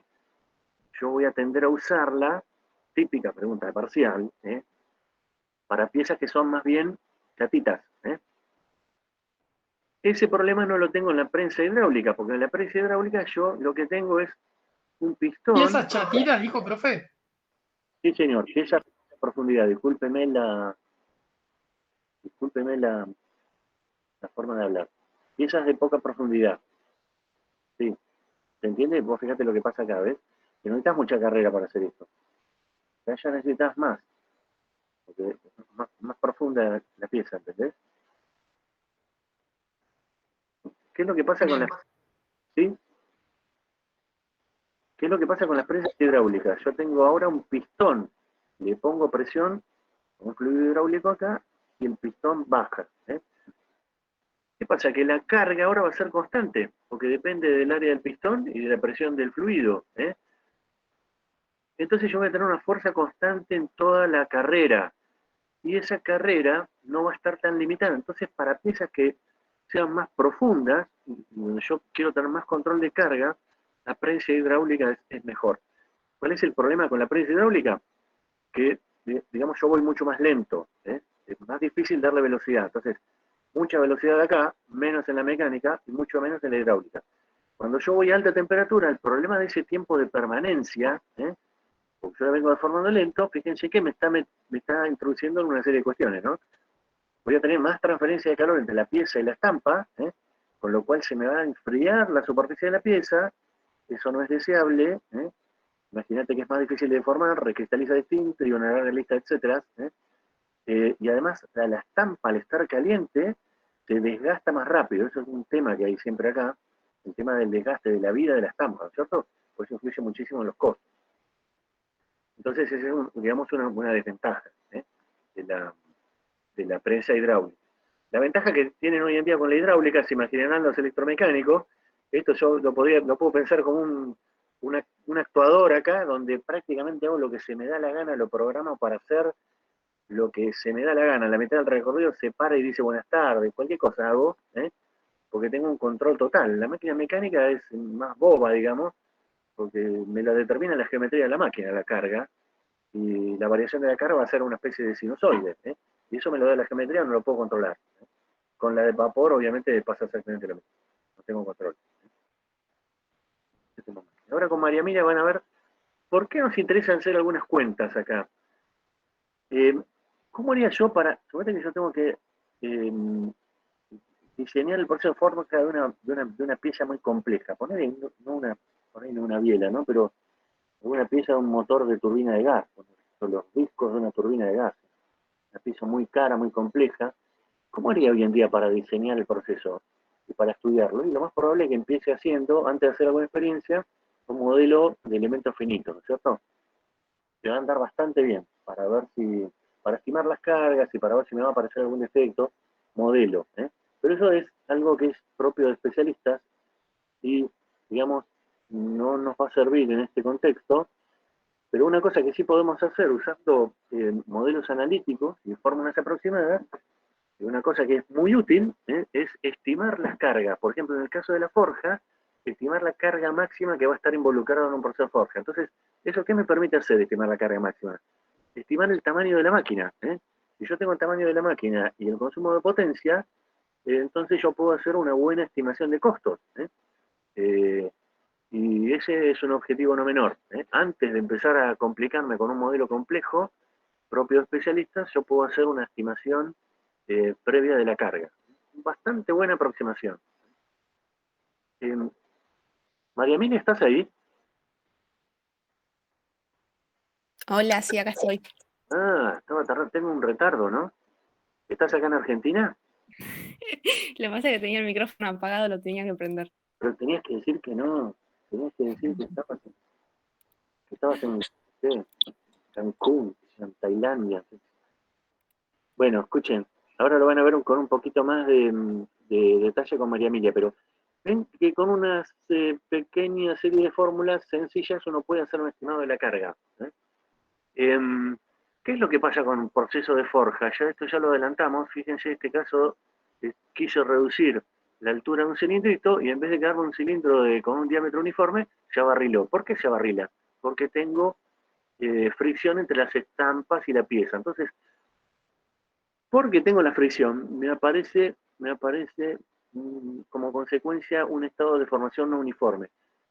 Si yo miro un poco más entonces voy a tener que me aparecen estos conos que están acá enrayados donde la pieza, el material no se deforma. ¿Por qué? Porque me lo está reteniendo la fricción. Pónganse un elementito diferencial que yo tengo acá, cuando se quiere hacia afuera, tengo la fricción actuando en toda esta cara que me lo está reteniendo. Entonces la fricción va a ser máxima en el eje de la pieza. Si yo grafico la presión, me hago un grafiquito de presión acá, de presión en función del radio de la pieza, voy a ver que la presión se incrementa desde un valor chico en la arista a un valor mucho más grande en el medio. Eso es lo que se llama colina de presión. Entonces, ¿qué es lo que pasa acá? Fíjense, cuando voy reduciendo la altura, me pasa que en un momento empiezan a interactuar esas zonas no deformadas, y eso es lo que hace que la presión necesaria para seguir reduciendo la altura se eleve muchísimo. Eso es lo que pasa en la rebaba. Como fíjense que acá tengo una monedita, tengo una relación, digamos, diámetro, entre comillas, altura más grande, entonces la carga empieza a escaparse, empieza a ir para arriba. Es lo que tienen dibujado acá, ¿ven? Si yo hago, digamos, parto de alturas cada vez más chicas, para una altura grande voy a tener esta curva, para una altura más chiquita, esta otra curva para deformar. A medida que la pieza que quiero deformar es más estilo monedita, la carga se incrementa, y es por este efecto de que tengo la colina de presión, que tengo la fricción actuando. Entonces, fíjense, si la deformación fuera uniforme, el cálculo de la carga sería una pavada, básicamente, porque yo tendría que la fuerza sería la tensión que está actuando por área. Si la tensión es uniforme, ¿cuál es el problema? Ya tengo la carga. Pero me aparece ahí un factor que modifica, que es este factor KF, que tiene que ver con la fricción.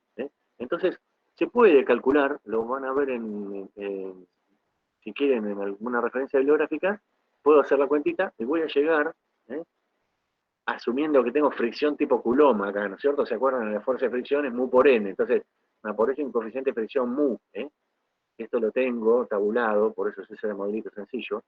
Entonces me aparece este factor que fíjense que depende de la reacción de aspecto de la pieza y de la fricción. Entonces ese coeficiente acá lo que va a hacer es incrementar la carga. Para calcular la tensión de flujo, ahora lo van a ver más en detalle con María Emilia, pero ¿qué va a pasar? Recuerden lo que hablábamos de que voy a tener una ecuación constitutiva de este tipo, esta es, digamos, la más sencilla que puedo fitear en las curvas que voy a obtener experimentalmente, ¿no? Pero voy a tener un coeficiente de resistencia, la deformación real, definida como logaritmo, siempre acá porque son valores altos de deformación, entonces la ingeniería no me sirve, trabajo con una función logarítmica, entonces K por la deformación real elevado a un coeficiente de endurecimiento. Estos dos van a depender fuertemente de la temperatura, o sea que la temperatura va a estar acá como parámetro, ¿no es cierto? Calculo así digamos, la tensión para un porcentaje de deformación que va a ser el final, porque quiero estimar carga máxima, calculo con esta fórmula el K sub F y ya tengo una estimación de la carga máxima. Digamos, en este caso no es. ¿Qué es lo que se van a encontrar? Fíjense que este K, hay que recordar que esto depende de la geometría, ¿no? Entonces esto es por una caso muy sencilla, un disquito de diámetro D y altura H. Uno puede hacer un modelo de elementos finitos terriblemente complejo para una pieza compleja, o puede recurrir a la experiencia y va a una tablita y dice, bueno, para una pieza compleja, este caso vale 8 o vale 10. Entonces, para una pieza compleja, respecto del estado uniforme de tensiones, la carga se incrementa prácticamente un orden de magnitud, y es por este efecto de la fricción. Ahora siguen con María Emilia. Bueno, fíjense si será difícil trabajar con la presa mecánica, que el tipo claramente se quedó pelado. No, para que vieran el tamaño, fíjense lo que es para una máquina kilonewton, o sea que serían como 1000 toneladas esta máquina, ¿no? Que son máquinas de un tamaño importante. Entonces, no solo la máquina es importante, sino que me exige una fundación enorme para el edificio, y etcétera, etcétera. Por eso es importante tener un estimado. Yo quiero hacer una pieza. ¿De qué estoy hablando? ¿De 10 toneladas? ¿De 100 toneladas?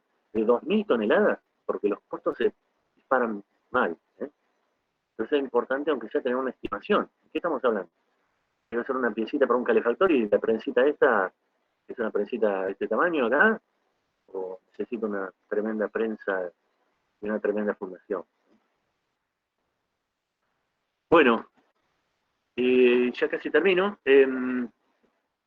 Esto nada más para mostrarles, chicos, que si en realidad forjar una pieza de forma compleja, como relativamente compleja, como puede ser una violita como esta, digamos, si uno no tiene la capacidad de modelarlo, y aún así va a recurrir a experimentos, pero, digamos, si uno no tiene experiencia en la pieza, es muy probable que le aparezcan problemas. O sea, uno puede ser que cuando yo forjo no rompa la estructura del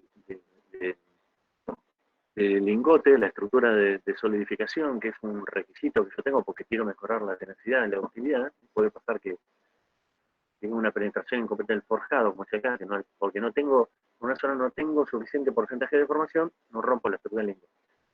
Y otro tipo de efectos muy comunes es porque me aparecen efectos no deseados. Supónganse que yo en un proceso en una de las etapas de forja, esta formita que ustedes ven acá, es la sección que tiene el cuerpo de la biela acá. Es como si fuera un perfilito doble T. Y en esta forma exactamente. No en vano este ejemplo. Entonces, fíjense que cuando yo voy a querer deformar esta formita que tengo acá, en la estampa cerrada, me aparece un esfuerzo, digamos, secundario o no esperado de compresión. Y como esto es muy esbelto, se pandea acá adentro. Entonces, cuando yo esta formita rara la sigo apretando, me aparecen pliegues, eso no es atípico, me aparecen pliegues en la pieza. Un defecto ahí en el alma de la piecita esta, formita como doble T. Otro defecto que me puede aparecer es este, también porque tengo un flujo de material no deseado acá.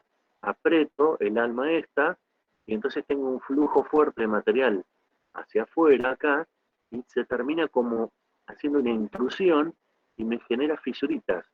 Otra típica. Ay, ay, ay. ¿Qué pasó acá? Perdón, la había traducido y no sé por qué no salió. Bueno, la cuestión es que se generan fisuritas acá. Bueno, yo terminé ahí.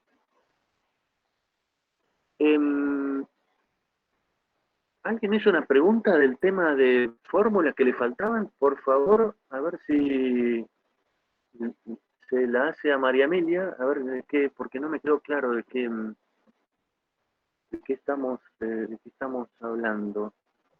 ¿Vas a seguir vos, María? Que se vaya, ¿le puedo hacer una pregunta? No me voy a ir, pero sí, haga. No, es por el tema de Bueno, pero pará, hacemos ahora. Viste que les pasé un cronograma. El parcial estaría cayendo, está en el campus, le estaría cayendo el 23. Sí, justo cae en ambos casos un día después que instalaciones industriales, que es del mismo cuatrimestre del mismo año. ¿Podría pasarse, quizás, propongo, para la semana siguiente del 23? No, el que tiene que pasar para la semana siguiente es el de instalaciones industriales. Yo porque, bueno, no sé si el resto está haciendo también métodos numéricos, que es justo también el parcial a la misma hora. Pero es de otro año, no sé la prueba, pero bueno, yo para poder rendir las dos materias. Todos los años hacen lo mismo, entonces como yo soy una persona todos los años hacen lo mismo, entonces me terminan haciendo un lío con la fecha y siempre que tiene que correr fecha soy yo. Nunca se le ocurre a lo de otras materias acomodar las fechas. Me tienen un poco cansado con el tema. Yo no tengo problema, la corro. Si se ponen de acuerdo, digamos. Busquen un mecanismo para ponerse de acuerdo, yo no tengo ningún problema. ¿Hay alguien que esté de desacuerdo en el curso para mover la fecha? No, si quiere le preguntamos a los chicos si alguien está en desacuerdo y No, no les pregunte si están en desacuerdo, pregúntenle si están de acuerdo. Si están de No, acuerdo, para que no me respondan todos, porque yo creo que la mayoría va a estar de acuerdo por eso. bueno. Si alguien está en desacuerdo, que quizás... Yo estoy de acuerdo. No, pero no me van a hacer la encuesta acá. Che, pónganse de acuerdo ustedes y después me dicen. Profe, ahí entró, no había visto que habían puesto en el campus. Entonces, ¿para qué habían quedado las fechas para el 23 de octubre y el segundo? No me acuerdo, creo que está el 18 de diciembre. ¿De diciembre, 18? ¿O de noviembre? Por eso, ¿hay alguien que esté en desacuerdo para mover la fecha del parcial hasta el 30 de octubre? No, yo no tengo problema. ¿Nadie tiene problema de mover la fecha? Ahí en el chat están diciendo de armar una encuesta y, bueno, ver los resultados, porque por ahí cada uno tendrá que analizar su caso. Es lo que exactamente, porque esta que estás haciendo acá no tiene validez, porque tienen que estar todos de acuerdo, porque si no van a armar un tremendo lío. Me termina pasando que después tengo problemas para pasar la nota porque la termino entregando en cualquier momento porque a mí siempre me corren los exámenes. Está bien. No, yo para bueno. Soy la única persona que tiene la voluntad, estoy hablando de los docentes, no estoy hablando de ustedes los alumnos. Siempre tengo yo la voluntad de correr los exámenes, ya me tienen cansado con ese tema. No conozco el historial de cómo han sido años anteriores, la verdad. Pero... Lo estoy contando, le estoy diciendo que no es problema suyo, digamos, sino que le estoy contando cuál es el historial, y siempre la misma historia. Me tienen cansado, parece que hay gente que se cree que tiene alguna especie de prioridad sobre estas cosas. No, profe, yo lo propongo en realidad por el tema de que también justo el 23 también, en mi caso, que no sé si es el caso de otras personas también, tengo un parcial que es de otro año a la misma hora. Quizás, si no le molesta pasarlo para el 30, puedo arrancar No tengo problema, chicos, yo no tengo problema, el tema termina siendo suyo, porque lo que me termina pasando a fin de año es que no tengo ni tiempo para entregar las notas, ¿me entendés? Tengo que estar yendo a alumnos a pedir que por favor, porque, ¿me entendés? Porque como las corren tanto las fechas, terminan armando un lío con eso. Es lo que me pasa siempre con esta materia, me pasaba antes con otros. No tengo problema, si ustedes no tienen problema, yo no tengo problema. El parcial, el segundo que cae el 18, el 2. Para el segundo parcial, que es el 18 de diciembre, no habría problema porque ya a esa fecha, a esa altura del cuatrimestre, nadie está tomando parciales, así que no va a haber problema. Claro, sí, sería mi pregunta en realidad sería para el primer parcial, solamente para pasarlo el primer parcial del 23 al 30. Nada más. Ok, aparte lo único que hacemos es correr acá. Sí, pero no hay problema con eso. No hay problema porque yo no tengo ningún problema en el primero, no tengo problema para pasar la nota. ¿Entendés? En el segundo sí es más. Sí, en el segundo no hay problema de fechas. Perfecto, entonces ¿necesitamos hacer la encuesta o ya nadie se... Yo te diría que sí, yo te diría que sí, que hagan, porque, ¿entendés? Igual lo estamos pasando para una fecha posterior, con lo cual no sería tan problemático, pero es, digamos, me parece lo más razonable para que todos puedan participar, ¿me entendés? Porque si no estamos haciendo un poquito... No sé qué problema porque lo estás pasando, pero ponele que alguien te dice, no, tengo parcial de otra cosa. No te olvides que son dos carreras, ¿entendés? Porque hay gente industrial y gente de electromecánica. Perfecto, entonces ahí hago la encuesta si quiere y la publico en el chat y se la muestra después. Ah, ahí está la encuesta de segundo. Ahí está, la encuesta. ¿Quién está hablando, Tomás? En un momento sí. ¿Usted, Tomás Estelo, es hijo del sordo? Sí. No. Me parecía, porque es muy parecido a su padre, veía la cara. Paulo. Sí. ¿Dónde está la encuesta? Que no la veo en el chat. ¿O habían puesto un link en No, algún yo lado? yo pensé que la habían hecho, pero no, ahí la hago yo. Sí. Ah, sí.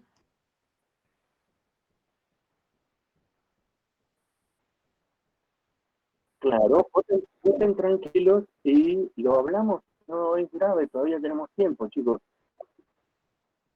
Claro, fíjense que lo que se ve en el cronograma es que salto del 2 al 16, porque el 9 es fecha de examen,